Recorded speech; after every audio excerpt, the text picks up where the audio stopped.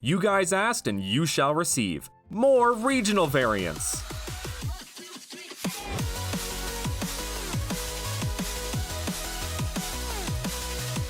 Before we get started, make sure to like, subscribe, and hit that notification bell. Also become a member if you want to show some extra support. So, you guys really liked the first regional variants video. It was actually the catalyst for a huge growth spike on this channel. So thank you to everyone who watched, liked, commented, and subscribed on that video, and make sure to check it out if you missed it. Today, we are going to take a look at some more regional variants of the Cornera region, so let's begin! Starting us off is Cornera Driftblim.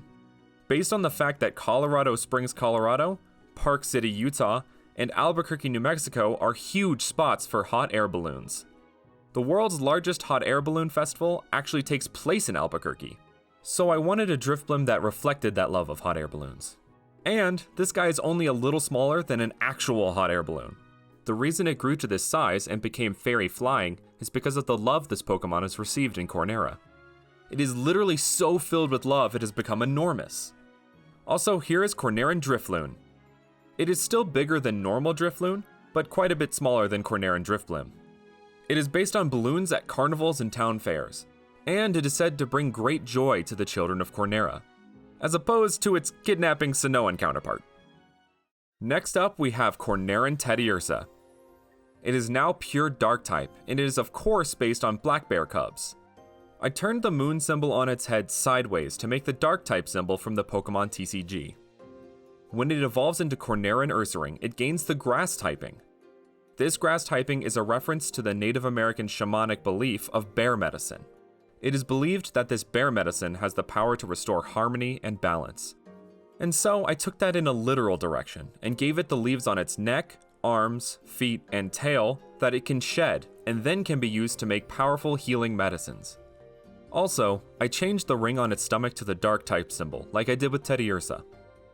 As you can see, they both love to dance, which is a reference to Native American grass dances, which to some southern tribes represents victory in battle, and in some northern tribes represents a blessing ceremony for new ground, grass swaying in the wind, and the circle of life.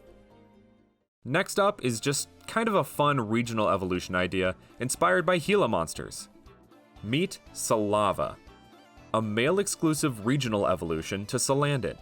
A fire poison typing just fits a Gila monster so well, since it has a venomous bite and lives in the desert, and the concepts just mix together seamlessly. Next up is one of my favorite Fakemon lines I have ever created.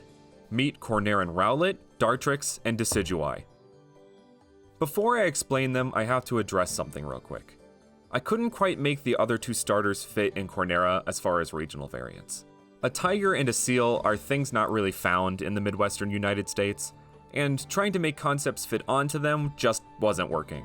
So the Rowlet line is the only one who got a regional variant of the starters.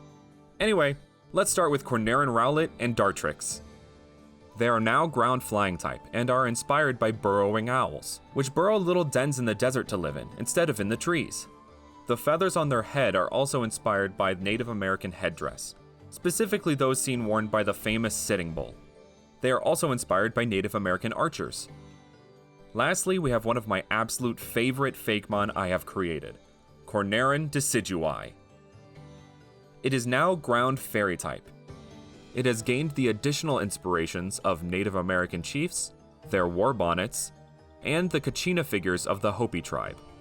I gave it the fairy typing instead of ghost because for one, it is a new type combination, and I thought that was cool, and for two, it is based on the Kachina figures. The Kachinas are good spirits who are said to bring messages from the gods, and good fortune to the tribes they visit.